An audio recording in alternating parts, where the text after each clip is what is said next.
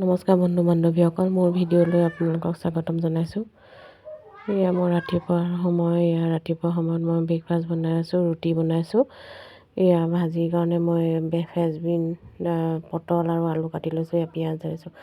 তেল পিঁয়াজ দিয়াৰ পাছত ভাজিকণ ভালদৰে লৰাই লৈ পানি বনাই লৈছোঁ। এয়া আজি আমাৰ ব্ৰেকফাষ্ট জানেনে, আলু পিঁয়াজ মটৰ ফ্ৰেঞ্চবিন সকলোবোৰ ভাজি আছোঁ, নিমখ হালধি দি দিছোঁ। আপোনালোকে বাৰু ব্ৰেকফাষ্টত কি বনাই খাই জনাবচোন। আমাৰ আকৌ ডেইলি ৰুটিয়ে থাকে জানেনে, ৰুটি আৰু চব্জি, বিনছ বেছিয়ে থাকে, কাৰণ ল'ৰা ছোৱালীকেইটাই বেলেগ শাক পাচলি নাখায়, বিনছে খায়। সেইকাৰণে বিনছকে বেছিকৈ আনো। এনেদৰে বনাই মেলি আমি খাই বৈ আছোঁ। আৰু আপোনালোকে কেনেকৈ খাই জনাবচোন বাৰু। আপোনালোকৰ এটা কমেণ্টে মোক আগলৈ ভিডিঅ' বনোৱাত সহায় কৰি আগবাঢ়ি যোৱাত সহায় কৰিব।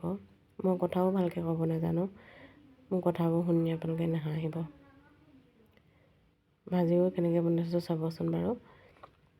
ধুনীয়া হৈছেনে বাৰু, দেখাত কিন্তু ধুনীয়াই হৈছে, খাবলৈ কেনেকুৱা হয় নাজানো, খালেহে গম পাম।